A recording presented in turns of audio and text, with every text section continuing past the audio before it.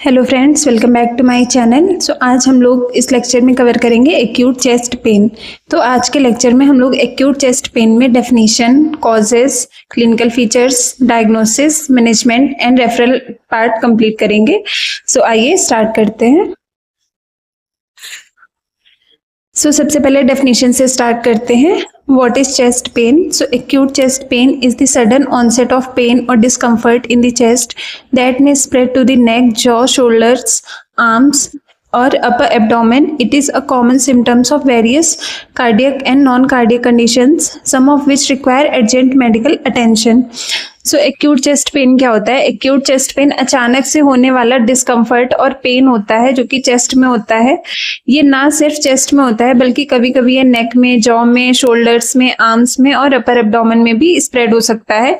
ये एक सिम्टम है, ये कोई डिजीज नहीं है, एक सिम्टम है जिसका कोई भी कॉज हो सकता है, जिसमें कार्डियक कॉजेज आते हैं, नॉन कार्डियक कॉजेज आते हैं और ये एक मेडिकल इमरजेंसी हो सकती है। सो कभी भी चेस्ट पेन अगर किसी भी पेशेंट को हो रहा है तो उसको नेग्लेक्ट ना करें।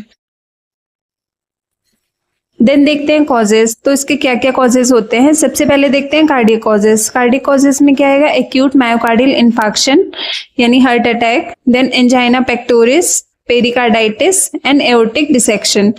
Acute myocardial infection blood vessels में क्लॉट हो जाने के कारण हार्ट को ब्लड सप्लाई रुक जाती है, जिसके कारण एक्यूट मायोकार्डियल इन्फेक्शन हो जाता है। एंजाइना पेक्टोरिस में हार्ट को ऑक्सीजन की सप्लाई प्रॉपर नहीं हो पाती है, जिसके कारण से चेस्ट पेन हो, सडन ऑनसेट चेस्ट पेन हो सकता है। देन पेरिकार्डाइटिस में हार्ट की जो आउटर कवरिंग होती है, पेरिकार्डियम लेयर, उसकी इन्फ्लामेशन हो जाती है, जिसकी वजह से चेस्ट पेन हो सकता है। देन एओर्टिक डायसेक्शन में जो एओर्टा होती है उसकी टीयर हो जाती है, जिसकी वजह से चेस्ट पेन देखने को मिलता है। तो ये हमारे कार्डियक कॉजेज थे। देन देखते हैं non cardiac causes. Non cardiac causes में क्या क्या आएगा? तो इसमें आएगा gastroesophageal reflux disease, GERD, then pulmonary embolism, pneumothorax, pleurisy, musculoskeletal pain, anxiety और panic attack. Gastroesophageal reflux disease, इसमें एसिडिटी होने के कारण चेस्ट पेन देखने को मिलता है, इसमें बर्निंग टाइप चेस्ट पेन देखने को मिलेगा। Then pulmonary embolism. Pulmonary embolism में जो लंग्स की वेसल्स होती हैं उसमें ब्लड क्लॉट हो जाने के कारण जो सप्लाई होती है हार्ट लंग्स को वो रुक जाती है। Then pneumothorax. न्यूमोथोरेक्स में जो लंग्स होते हैं उसका प्लूरल स्पेस, उसमें एयर फिल्ड हो जाती है, जिसके कारण से चेस्ट पेन देखने को मिलता है। इसमें लंग्स कोलैप्स हो जाते हैं क्योंकि प्लूरल स्पेस में एयर फिल हो जाती है, जिसकी वजह से लंग्स कोलैप्स हो जाते हैं और इसकी वजह से चेस्ट पेन देखने को मिलता है। Then pleurisy. प्लूरिसी में जो प्लूरल लेयर होती है उसकी इन्फ्लामेशन हो जाती है। Then musculoskeletal pain. इसमें अगर कोई भी रिब फ्रैक्चर अगर पेशेंट को है तो उसकी वजह से चेस्ट पेन देखने को मिलता है, या फिर कोई भी मस्कुलोस्केलेटल प्रॉब्लम अगर उसे है चेस्ट में तो फिर उसको चेस्ट पेन देखने को मिलेगा। देन एंजाइटी और पैनिक अटैक। कभी कभी ज्यादा एंजाइटी या फिर पैनिक होने की वजह से भी चेस्ट पेन देखने को मिलता है। देन क्लिनिकल फीचर्स क्या क्या है इसके? देखते हैं क्लिनिकल फीचर्स। सबसे पहले सडन चेस्ट पेन और डिस्कम्फर्ट। पेशेंट को सडन चेस्ट पेन हो सकता है, फिर डिस्कम्फर्ट हो सकता है। Then pain radiating to jaw, neck, shoulder और लेफ्ट आर्म। जो पेन है वो जॉ में रेडिएट हो सकता है, नेक में हो सकता है, शोल्डर में या फिर लेफ्ट आर्म में रेडिएट हो सकता है। देन शॉर्टनेस ऑफ ब्रेथ देखने को मिल सकती है। रैपिड और शैलो ब्रीदिंग। पेशेंट की रैपिड और शैलो ब्रीदिंग हो सकती है। Then sweating. पेशेंट को पसीना देखने को मिल सकता है। नोजिया और वॉमिटिंग। पेशेंट में नोजिया और वॉमिटिंग देखने को मिल सकती है। कभी कभी फीवर प्रेजेंट हो सकता है। कफ में contain blood in pulmonary causes. अगर कोई पल्मोनरी कॉजेज है तो कफ में ब्लड भी देखने को मिल सकता है। देन चेस्ट और बैक पेन हो सकता है पेशेंट को। डिजीनेस हो सकती है, फेंटिंग हो सकती है पेशेंट को। ये हमारे क्लिनिकल फीचर्स थे। अब देखते हैं डिफरेंशियल डायग्नोसिस क्या क्या हो सकते हैं। सबसे पहला एंजाइना पेक्टोरिस और मायोकार्डियल इन्फेक्शन। मतलब पेशेंट को एंजाइना पेक्टोरिस या फिर मायोकार्डियल इन्फेक्शन देखने को भी मिल सकता है, जिसमें सेंट्रल क्रशिंग चेस्ट पेन देखने को मिलता है। Then pain radiates to left arm, neck और जॉ। इसमें पेन कहाँ पे? लेफ्ट आर्म, नेक और जॉ में रेडिएट करेगा। Associated with sweating and nausea, जिससे क्या होता है? स्वेटिंग और नोजिया के साथ में होता है ये पेन। Then pleurisy. इसमें क्या होता है? प्लूरिसी में जो प्लूरल स्पेस होता है वहां पे उसकी इन्फ्लामेशन, लंग्स की जो आउटर कवरिंग होती है उसकी इन्फ्लामेशन हो जाती है, जिसमें क्या देखने को मिलता है? Sharp pain. अगर पेशेंट को प्लूरिसी है तो फिर उसको शार्प पेन देखने को मिलेगा, जो कि इंक्रीज ड्यूरिंग डीप ब्रीदिंग और कफिंग। जो कि डीप ब्रीदिंग, अगर डीप ब्रीथ कर रहा है पेशेंट या फिर कफ कर रहा है उस टाइम पे बढ़ सकता है। देन है pneumothorax, sudden severe pleuritic chest pain. इसमें क्या होगा, sudden severe pleuritic chest pain देखने को मिलेगा। डिक्रीज्ड ब्रेथ साउंड्स, पेशेंट की जो ब्रेथ साउंड्स होंगे वो डिक्रीज हो जाएंगी। देन ब्रेथलेसनेस देखने को मिलेगी पेशेंट में। देन मस्कुलोस्केलेटल पेन, इसमें क्या होगा, लोकलाइज पेन हो सकता है, जो कि लोकलाइज हो सकता है। देन इंक्रीजेज विद मूवमेंट और पैल्पेशन, जो कि मूवमेंट, अगर कोई पेशेंट मूवमेंट कर रहा है या फिर पैल्पेशन कर रहे हैं उसकी, तो फिर उस दौरान बढ़ सकती है वो।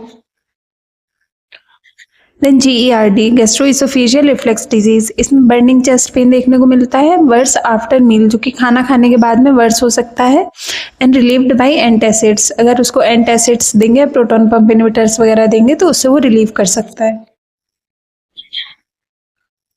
Then history diagnosis and identification, कैसे डायग्नोस करेंगे इसको। सो सबसे पहले हिस्ट्री एंड फिजिकल एग्जामिनेशन करेंगे पेशेंट का, जिसमें onset, duration, location and severity of pain check करेंगे कि कब से हो रहा है, कहाँ पर हो रहा है, लोकेशन क्या उसकी, सीवियर कितना है। देन उसके बाद में रेडिएशन एंड एसोसिएटेड सिम्टम्स, कि वो रेडिएटिंग पेन हो रहा है पेशेंट को या फिर उसके साथ में कोई एसोसिएटेड सिम्टम्स तो नहीं आ रहा है और कोई, ये चीज़ चेक करेंगे। देन रिस्क फैक्टर्स देखेंगे, पेशेंट स्मोकिंग तो नहीं करता है, पेशेंट को कोई हाइपरटेंशन, प्रीवियस हाइपरटेंशन डिजीज तो नहीं है, पेशेंट को डायबिटीज का पेशेंट तो नहीं है, या फिर फैमिली हिस्ट्री तो नहीं है उसकी कोई मायोकार्डियल इन्फेक्शन वगैरह की, ये सारी चीज़ हम लोग हिस्ट्री में चेक करेंगे। देन डायग्नोस्टिक टेस्ट क्या क्या करेंगे, तो सबसे पहले ECG करेंगे। देन कार्डियक एंजाइम्स, जिसमें ट्रोपोनिन टेस्ट करेंगे, CKM भी करेंगे। देन उसके बाद में चेस्ट एक्सरे करेंगे पेशेंट का, इकोकार्डियोग्राफी करेंगे, CT स्कैन, MRI कर सकते हैं। Then stress test, stable patients only, अगर जो पेशेंट स्टेबल है सिर्फ उसमें ही स्ट्रेस टेस्ट करते हैं। देन प्राइमरी केयर मैनेजमेंट, इसमें इनिशियल मैनेजमेंट क्या करेंगे, SS airway, breathing and circulation, सबसे पहले ABC चेक करेंगे पेशेंट का, airway, breathing and circulation check करेंगे। Then monitor vital signs, patient के जो वाइटल साइंस है वो मॉनिटर करेंगे। Then administer oxygen if SpO2 is low, अगर SpO2 लो आ रही है पेशेंट की तो फिर उसको ऑक्सीजन एडमिनिस्टर करेंगे। देन इस्टेब्लिश करेंगे IV access. Then continuous ECG monitoring, patient की कंटिन्यूअस ECG मॉनिटरिंग करेंगे। देन मेडिकेशंस क्या क्या दे सकते हैं, तो एस्प्रिन दे सकते हैं, nitroglycerin, analgesics, anticoagulants, thrombolytic therapy, ये सारी मेडिकेशंस हैं, जैसे डॉक्टर प्रिस्क्राइब करेगा वो मेडिकेशन पेशेंट को दे सकते हैं। So treatment according to cause, इसमें कॉज के अकॉर्डिंग ट्रीटमेंट होता है। अगर कार्डियक कॉज है कोई भी तो उसमें एस्प्रिन दे सकते हैं, नाइट्रोग्लिसरीन दे सकते हैं, बीटा ब्लॉकर्स दे सकते हैं, एंटीकोगुलेंट्स दे सकते हैं, थ्रोम्बोलिटिक्स दे सकते हैं, एंजियोप्लास्टी इफ रिक्वायर्ड, अगर रिक्वायर्ड है तो एंजियोप्लास्टी कर सकते हैं। ये डिपेंड करती है कि पेशेंट को कौन सी डिजीज कंडीशन है, उसके अकॉर्डिंग ही पेशेंट को मेडिकेशन जाएगी। तो कार्डियक कॉजेज में ये इतनी मेडिकेशंस आती हैं जो कि अगर कोई कार्डियक कॉजेज है तो उसमें दी जा सकती हैं, but according to cardiac cause, कि कौन सा कार्डियक कॉज है उसके अकॉर्डिंग ही मेडिकेशन जाएगी। देन आते हैं नॉन कार्डियक कॉजेज, इसमें आता है GERD, अगर पेशेंट को GERD है तो उसमें एंटासिड्स दे सकते हैं, प्रोटॉन पंप इनहिबिटर्स दे सकते हैं, या फिर लाइफस्टाइल मॉडिफिकेशन कर सकते हैं पेशेंट का। देन है पल्मोनरी एम्बोलिज्म, इसमें आता है एंटीकोगुलेंट्स, अगर पेशेंट को पल्मोनरी एम्बोलिज्म है तो फिर उसको एंटीकोगुलेंट्स देंगे। देन न्यूमोथोरेक्स ऑब्जर्वेशन और चेस्ट ट्यूब, अगर पेशेंट को न्यूमोथोरेक्स है तो फिर उसकी ऑब्जर्वेशन करेंगे, या फिर चेस्ट ट्यूब जो है उसकी ऑब्जर्वेशन करेंगे।